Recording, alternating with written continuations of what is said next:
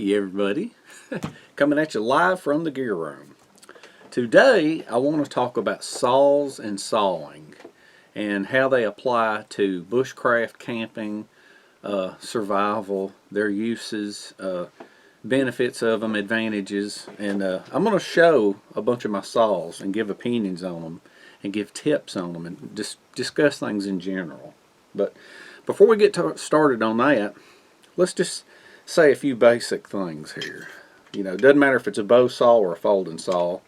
What does a saw do? Okay, a saw is used for cutting wood. Okay, maybe firewood, maybe for a campfire, maybe large wood for keeping you warm, or it may be for shelter building, crafting, maybe trap making. You know, lots of uses for it. But in my opinion, when we're talking about tools, especially tools for survival, machetes and axes are what I call an impact tool, okay?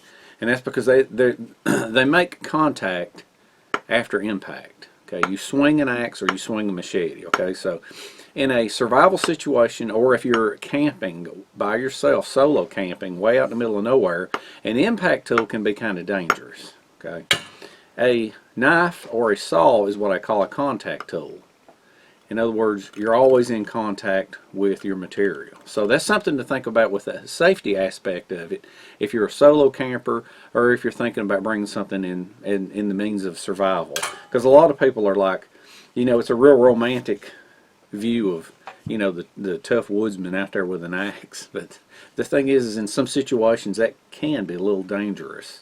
You know, especially like in a survival situation where it's you're cold, you're wet, your hands are wet, your hands are getting numb, you don't have a good grip.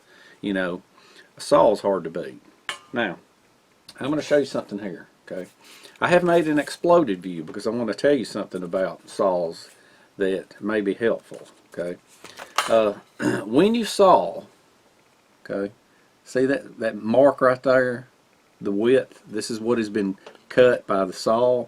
The width of that's called a kerf, okay? That's just fancy talk. That's the terminology for the width here. Now, this cannot be the same width as a blade, because if it is, once you start sawing through, the blade will bind up on the sides. So the teeth have what is called a tooth set, okay? So now let's look at this straight right here, okay? You got straight teeth. Now, this is what tooth set is. You see this right here?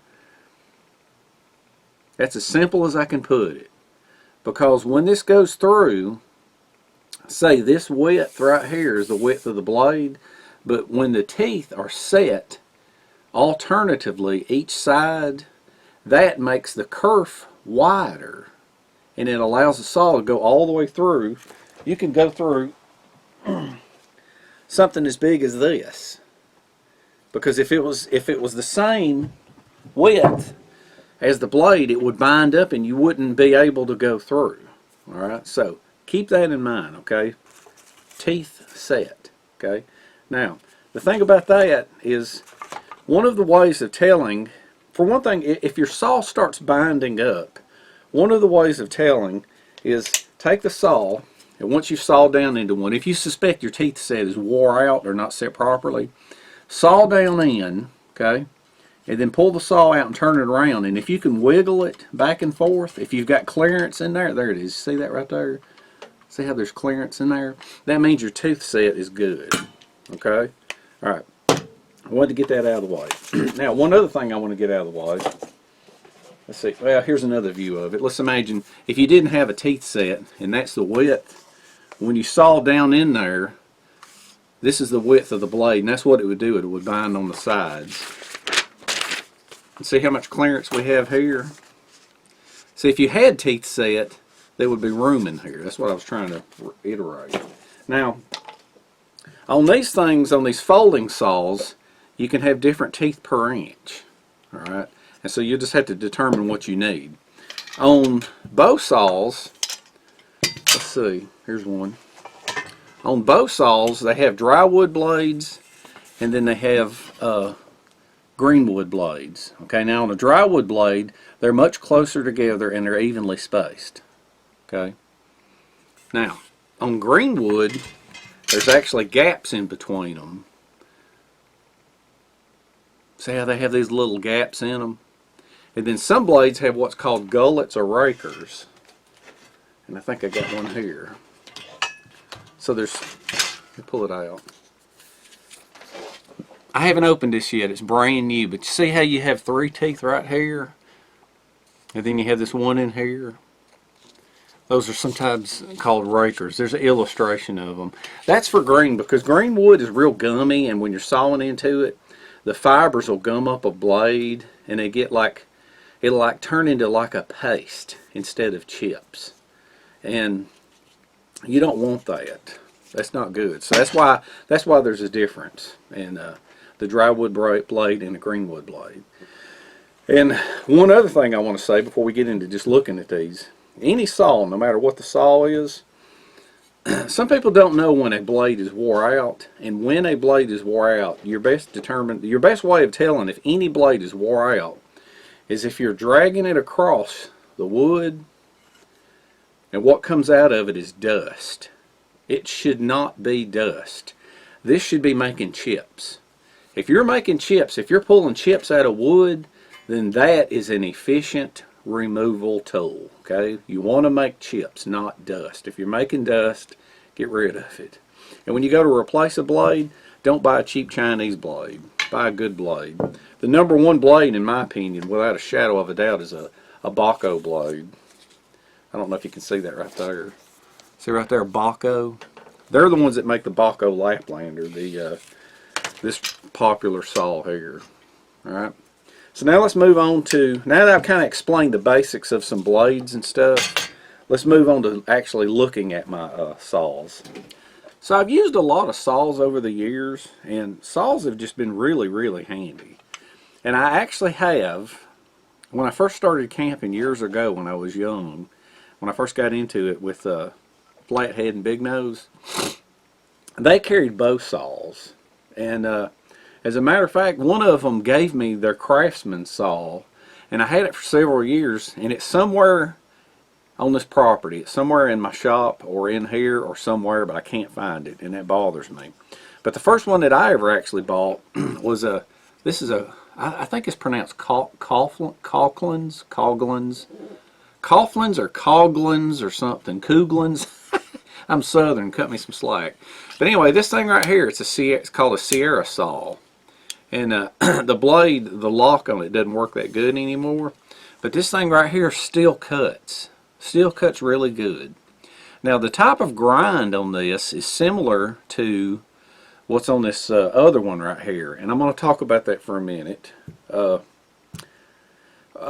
grinds. There is a general use grind, just a general use grind with teeth going out either way, like on this Baco Laplander. I know most outdoorsy people know about these things. This is the blade of the Baco Laplander. Now the way it's ground and the way it's set is this saw is meant to go back and forth. Okay, you can put down pressure on it and go back and forth.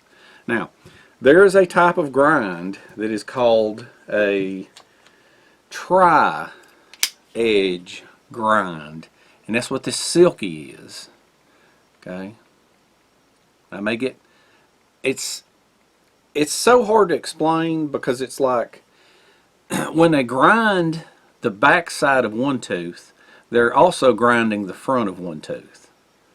And I think what I'm going to do is I'm going to try to get you a close-up here in a minute of it. But basically, with what's called the Japanese pruning saw grind or tri-edge grind, you put pressure on the pull stroke. Okay, you don't put pressure on the front stroke because you'll bind the blade up and break it. Now these things right here, to your eye, they don't look like they have a tooth set, but they will. There's a little bit of there's some kind of a set in there that makes the kerf wider than the blade, and it doesn't bind up, which is just, it's kind of unusual. But anyway, I'm fixing to show you, before we get back into the rest of these, I'm going to show you real quick up close. I got to get up to the camera and zoom in on it. Now this is about as close as I can get to try to show you the blade right here, but what this is basically each, and you might can see the tooth set on this. That, like this blade here This tooth here is up, this is down, this is up, this is down. And the way these things are ground is when they're sharpened, what goes through the front, well, you're sharpening the back of this tooth and the front of this tooth. And so when you're going through there, it's like sharpening like this. Now that right there is just, and the blade, it's like a full triangle. Okay, you have an angle on the front and an angle on the back. Okay, that's just a traditional grind. Now with one like this, the angle is only on the front, and it's got more of a straight presence on the back. See, and this is similar to what they call the tri-edge, or the Japanese pruning thing. And if you'll see this, these teeth aren't bent. I don't even know. I think the blade may be tapered, but you can't even visibly see because the sides of the teeth are ground just like the rest of the blade. And this is what's commonly known as a pull saw, because everything's angled towards the back, that if you were to push towards the front, the blade wouldn't do anything but bind up, because the angles are all going towards the back. Alright, so I just wanted to clear that up real quick. I probably seem like I'm bouncing around all this stuff, but I haven't really planned this video out that well. This is just more of I wanted to do this type of video because it was on my mind. So I showed this one, Calkins or Coughlins or whatever. And as a matter of fact, when I bought it, it came in a two-piece set with a little Coughlins knife. That's pretty cool. Anyway, alright, so that was my first saw and I still got it. Then after that I bought a Fiskars, and somehow or another it's managed to keep the sticker on it. But this one right here, this is a very aggressive saw. It's got a push button on it. It comes up and locks it in, and it's kind of curved. Curved ones sometimes help. They can kind of get in the way in crafting, because sometimes crafting you need a flat blade, but this thing really does a good job right here. I haven't taken care of it, but that's a very old saw. Now, a friend of mine sent me this saw, a Yeoman. He sent it to me from England. It was bought off of Amazon UK, and that's a pretty handy little saw. And it's ground in the same manner as a Silky because the teeth are going backwards. And you can't visibly see a tooth set because the entire side is ground. So, anyway, that came from the UK. Of course, I have a Baco Laplander. Everybody has them. You can push or pull with them. It's a good saw. It's got a lock. This is a Wallace. This is a very rare saw, and it's got a very unusual grind. It's got a lock on it, like some of the others. Alright, now I want you to look at the teeth on this thing. This is a patented design. I looked up the patent on it one time, and the tops of the teeth, let me take a file right here. The tops of the teeth, one is ground in this direction, and then one is ground in this direction. They alternate back and forth, the tops. The sides aren't ground like a traditional saw blade. And the idea is when you don't grind this part, but you grind the top, the idea is it never gets dull. And it has a curved blade. This is kind of a rare saw. It was bought back in the 80s. And I was even lucky enough that I kept the pouch that it was in. So that's a very good cutting saw right there. It cuts really hard wood like red oak and stuff. Very good saw. This little thing right here is a little pocket size saw. This is a Vermont American. And this thing right here, the only reason that I bought this, it's an extra fine tooth. You can see the number of teeth on it. This is for bamboo. Because there is no way that you can take a traditional folding saw and cut bamboo. Well, you can cut bamboo, but it really splinters it up. And it's almost impossible to cut bamboo with a traditional bow saw. If you're going to be messing with river cane or bamboo, get something that's got ultra fine teeth. Ultra fine teeth. Does a great job. And it's small and it fits in your pocket. So, let's see. Now I have Silkies. Silkies come in 3 different blade sizes. And I had no need for the one. I think it's a, let's see, there's a medium, a large, and an extra large, I think. May or may not be a small. But I think I think this is an extra large. You can see the difference in the teeth. The extra large one I'll use for like green wood, and then this one I'll use for smaller diameter or dry wood. But Silky Gome Boys, that is, right now that is pretty much the Mac Daddy of all folding saws as far as bushcrafters and campers and survivalists go. Now there's a smaller one here that's called a Pocket Boy. Isn't that cool? It's made by Silky. That thing's great, and I'm going to talk more about it here in just a minute. This is a Big Boy. Now, they make a Big Boy, and then I think they make a Big Boy 2000. And I think the difference is the Big Boy, I think, has a flat blade, and the Big Boy 2000 has a curved blade. And then Silky makes a bunch of other different saws. Now this, remember, like I said, this thing right here, look at how that thing wobbles.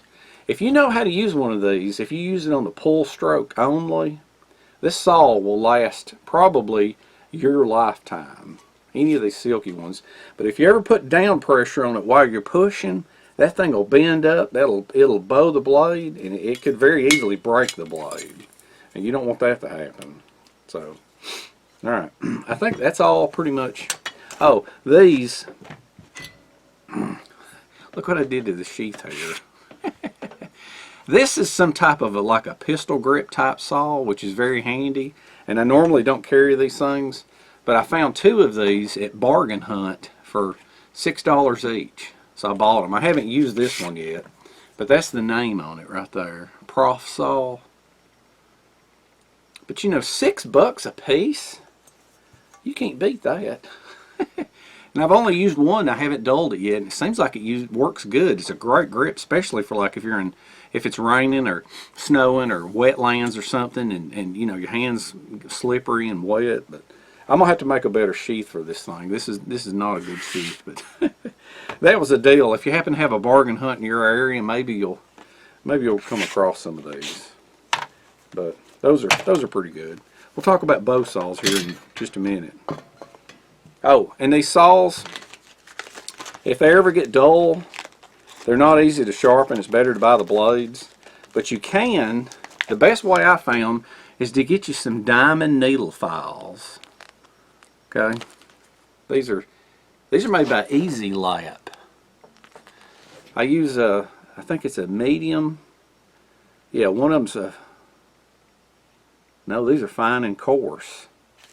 One's fine, one's coarse. Also good for sharpening serrations on knives. These small folding saws, they're great for camping. Lightweight, easy to use. But sometimes for a lot of wood processing, they'll work you to death. So herein comes in the good old-fashioned bow saws. Now, this is a common 12-inch bow saw. It's also good because the fact that it's 12 inches, you can replace the blade with a hacksaw blade for cutting metal.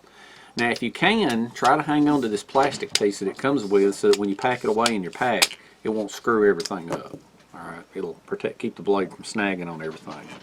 If you have a saw that doesn't have a protected blade, you can take a piece of hose and cut the hose down the middle and slide it over the blade and maybe put a bungee cord around it. What I did is, this is the edging that went around a piece of furniture that you buy, or a mirror or a picture, and you can just cut it and slide it on over it. Now this is a standard 21 inch. If you'll see this one, the teeth are relatively evenly spaced on that, so that would be considered a dry wood blade. This, in between like every 4 teeth, there's a gap, so that makes it a green blade. Now on these bow saws, another thing that's the beauty of these things is you can cut double the diameter of the deepest depth. So this is like 7 inches from here to here, so you can cut a 14-inch piece, because you would cut from one side of the log down as far as you can, and then roll the log over and then cut. Okay. Now, for years and years and years, all I did was backpacking. So if I carried a bow saw, this was the biggest one that I carried. But since I've gotten back into kayaking and bicycling, I've gotten back interested in my big 30-inch bow saws. Okay, so I have 2 of them, and if you look carefully, this one, the old blade in it which I tried to sharpen, is pretty evenly spaced. So that was my dry wood side. This one has some very slight gaps in between. This is just more of a coarse blade. Years ago they didn't really get into much fanciness on these things. But I've got blades ordered for these. One of them came in. One of them is the green blade. It's got the raker gullets in between. And I got another one coming in, a dry blade. So what I'm going to do is I'm going to fix these things up, since, like I said, since I can carry them now in a kayak or a boat or a bicycle. And I'm going to paint one, green and put the green blade on it. And then I'm going to paint one brown and put the dry wood blade on it. Ain't that neat? But them things ain't good for backpacking. They got such a long stroke on them. You can cut through something, I mean, lickety-split. You can process a lot of firewood with them. Next, I'm going to kind of talk about what I have carried in the past and what I have here and how you can carry them. For one thing, well, before I get to that, this little thing right here will work you to death. Comes in a pouch. What it is, it's an actual chainsaw blade that has webbing to each end. And supposedly you can get around a big log and take it like this right here and grab each one and just go up and down with it. Now this thing right here will work you to death. The only thing that this is good for is for if something is in a location that you can't get a bigger saw to. This thing's just okay. Those little wire saws, the only one I've ever owned I broke. And well, the only one I've had in recent times. I've tried them 2 or 3 times and every time they break.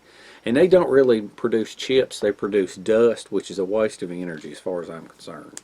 So, now, years ago I got the idea to attach a saw to a machete. Because this was something that I carried for a long time. And because the saw complements a machete big time. So, I started out, this is a SOG saw. And years ago, SOG made these things with a relatively fine-toothed blade, which was really good for small stuff, for like crafting, and for dry wood. Now, I don't even know if they make this anymore, because if you go to buy a new SOG saw, it looks like this. Look at how coarse that beast is. That is a green wood blade if I've ever seen one. The big gullets in between every 4 teeth. You can see there's a huge difference.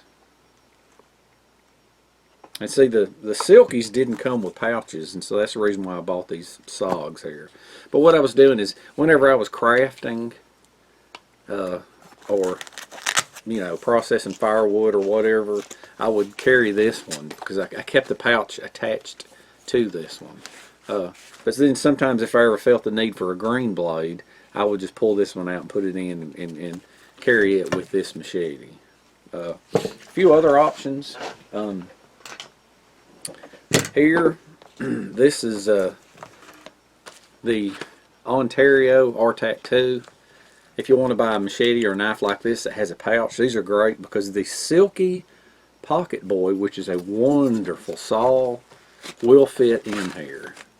And that right there is about... A big knife won't do it all. You can do some.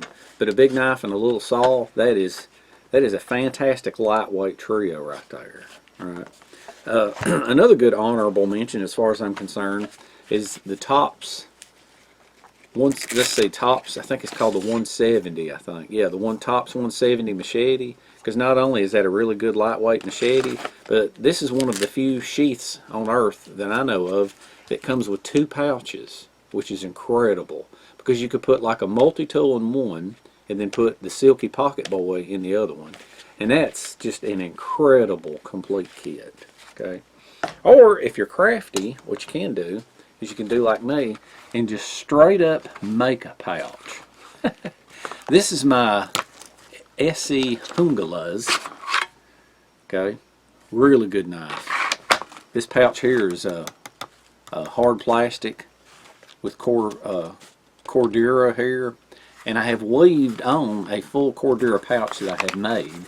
And it is plenty big enough to hold any saw that I want. And so I usually along with this I'll carry one of my Silky gum boys. So don't discount making your own pouch, but carrying a knife and a machete is very valuable. Now one other thing, I used to really be into SOG. It used to be a really good company, but they're kind of like Gerber and what's that other company? This slips in my mind now, but like Gerber and SOG, they have a really expensive line and then they have a really junky cheap line. So, but this is a SOG revolver, okay? The reason it's called a revolver is because it revolves. You mash a button, alright, and then you flip, you revolve it. Now what this little jewel is here, it is ground like a Japanese pruning saw. I don't know if you can see how it's ground. I'm going to try to turn it. But that thing right there, it's perfectly flat on the sides. I don't see much of a tooth set, but it is there. This little thing right here will saw like you won't believe. Won't believe. And that right there is a handy, I think they quit making them in black. I think they make them in orange now. But that is a handy little device right there. You got a knife with serrated edges on one side, and then you got a saw. And you can't do it all with a knife. There's no way. I don't care if you're in a survival situation or if you're bushcrafting or camping. A saw complements a knife. A saw complements a machete. A saw complements an axe. A saw does the things that the other three tools won't do. And you could get by with just a saw, but it's good for them to complement other tools. Okay, so let me put this up. I think I've covered everything about saws that I want to cover, and I think I've shown everything that I want to show, and maybe you got some ideas from it. So before we close this video, we're going to run outside tomorrow, and I'm going to film a couple of neat little things that I want to talk about that you can do with saws. Show you some neat stuff, I guess, other than just processing firewood. You know, that's what most people think that they're for. Alright, got a Silky saw here with a medium tooth. Got a piece of wood here. Just naturally, one of the things that you can do is that you can saw wood. Okay? Now what I'm doing, see how fast that was? Now let me pull this up here. Get a handful down here. If you'll see what's in my hand, I don't know if you can or not. They're curling up. Those are chips. That's not dust. And that's how you can tell that your saw's working efficiently. Alright. Now the first thing I want to show you here is whenever you're doing shelter construction and you're putting things together like this, I don't care how good your knots are, this stuff just kind of tends to roll around and it doesn't work as well. So one of the things that you can do to kind of help your shelter building is you want to do a cut down a little bit. And if you have to, put a third one in the middle, depending on the width. Okay. Take a knife, and then you're going to want to pop that out. And you want to pop in the direction, because you're going to be putting pressure on what you want to leave. Alright. Pop away what you want to pop. Just like that. And then you may want to carve some like this, so that you got a nice flat spot in there. Alright, let's see if I can do one more without screwing it up too bad. Alright.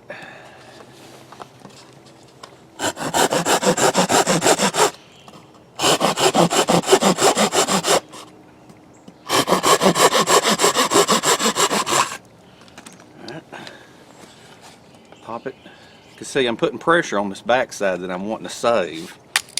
You lift out in that direction.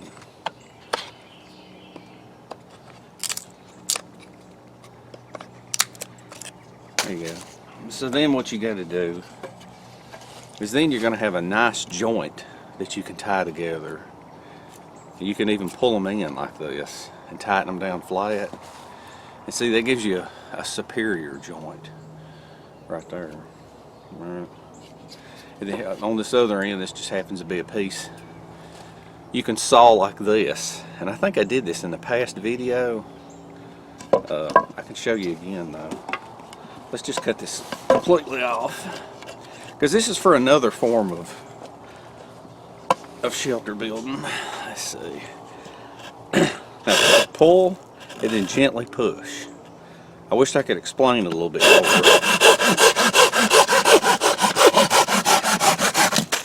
Alright, so now what you got is a flat piece on the end. So what you want to do is put the saw on here and turn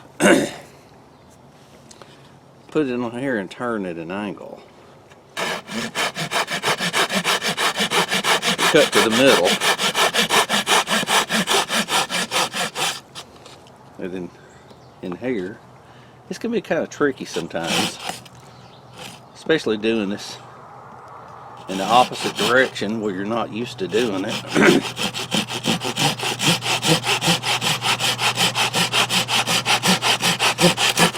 There you go. And see, this is a very, very, very handy joint right here.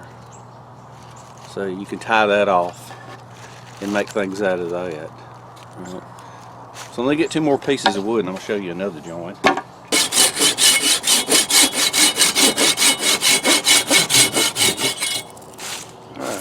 What I'm going to show you next works with generally larger logs, and the logs usually don't have to have a split in the middle.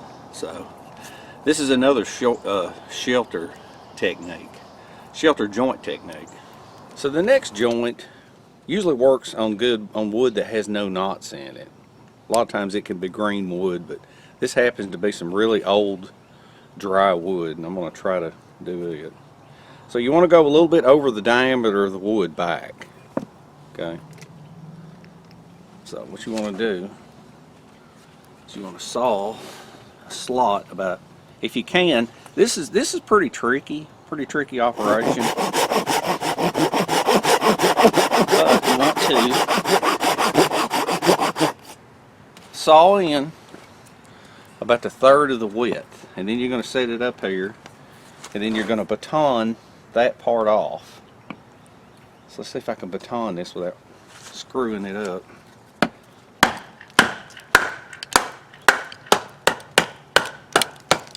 Sometimes wood grain doesn't cooperate.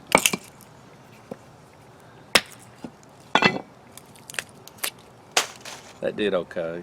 And if you have to, you can kind of trim it a little bit. I know this looks scary doing this towards my foot, but I have this flat place to stop my machete. Alright, so now what you want to do is you want to flip it over. You want to make sure that you're flat. You're going to saw in on the other side.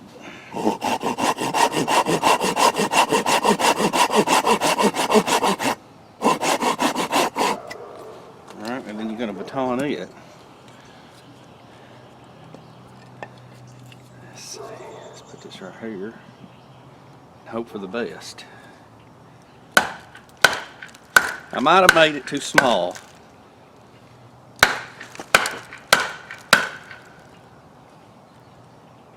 May have. I hope not. This is why you want to use wood that is crack free. Yeah. Now I think I batoned too much off of this, but I hope it don't break. So you get the basic idea.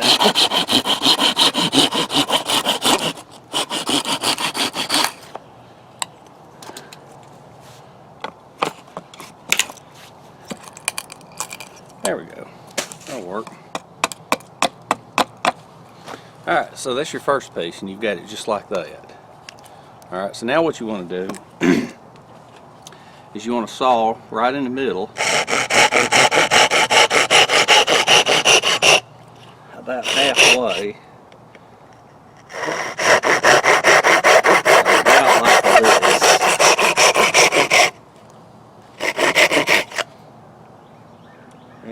Yeah, about like that.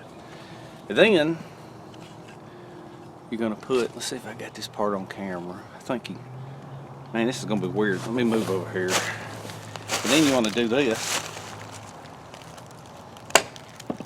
There you go. That's how you want to do it. A saw and a machete. Now you make another one just like it. I'm going to do that off camera. Alright, so here's the two pieces. Now I actually cut this one way too big. It's supposed to be the width of that, but you get the basic idea. Okay, all you need is a saw and a machete. Alright, if you use smaller pieces, you could baton it with a knife. But what these are for is these are going to be for the peak of your shelter. And of course these will be 3 or 4 feet long, and what you do is you'll sharpen these and stab them in the ground. And now once you've got this like this, then you can lay a piece of wood on top right here and lean it back.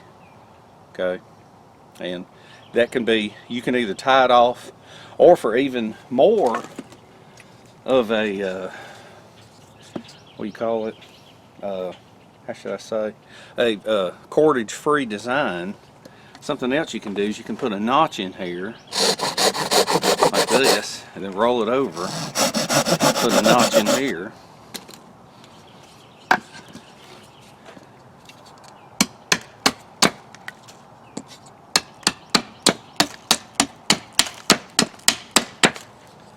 You can have an end piece of wood shaped just like that. Now you can saw these and flick that end off that other method I showed you.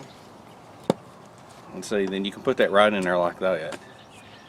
And then you've got you a perfect cordage free shelter design. Like I said, this will be about 6 to 8 feet long that way, and these legs will be about 3 to 4 feet that way. And the fact that these things are going to be about 3 or 4 feet is going to make it a whole lot easier to handle.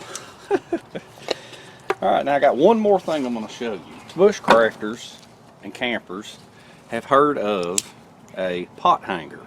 And a lot of times you'll have to carve a pot hanger by batoning and carving. But sometimes you can do it with just a saw and it's a lot faster. So let's give this a whirl and see what we can do here now. So let me think. So what you want to do is you want to come here like this. And turn your saw at an angle this way. And then you want to angle it over this way. Alright. So I had to put my foot here.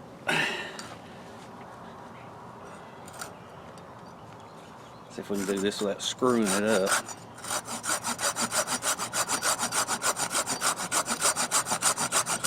So this is a 2-axis cut because I'm at an angle this way, and then I've leaned the blade over. Now if I can do this way without screwing it up, this is a hard part, doing it, because you got to hold it with your hand. Let's see, am I still on camera? Can't tell. I have to point at it because the sun's in my eyes. Yeah. Alright, so you want to go at another angle like this, okay, and then lean it over. Just like this. Alright, now hold it up like this and then go down at an angle.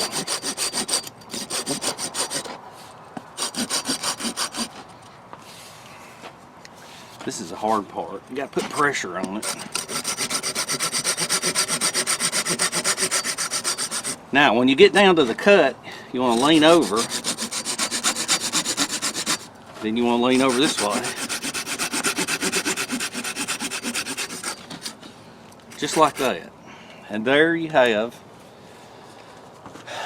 a pot hanger. Oh, now, a lot of people will carve that, but if you know your angles, you can do that. Let's see.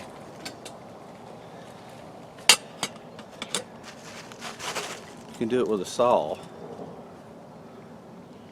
and then on the other end of the stick you'll just make multiples like this, and that's probably the fastest way of making a pot hanger that I know of. So that's it. The things you can do with a saw are limitless. And I know most bushcrafters have already gotten into saws, but if you hadn't, you need a saw of some kind, whether it's a bow saw or a small crafting type saw. Because, you know, as I explained, you can do a lot of this stuff with a machete or an axe, but sometimes when you're dealing with wood, you know, if you're trying to be responsible and not kill any green trees, you're gonna have a lot of cracks and things, and saws are wonderful. You just saw up towards a crack, put your knife in, pop the wood out. You're good to go. Okay. You're dealing with wood that has no cracks. A saw is very important, right? You can't. It's hard to do all that with a machete without busting the wood. But you can make shelter frames out of this. You can make chairs. You can make bed frames. It's limitless. And then of course, everybody's favorite, the pot hanger. Pot hangers are so cool. You know what? Anyway, there's lots of videos on pot hangers, but I don't think I ever saw anybody do one with a saw. They usually baton a knife into them. But anyway, hope you had fun. Hope you learned some stuff, and we shall see you in the next one.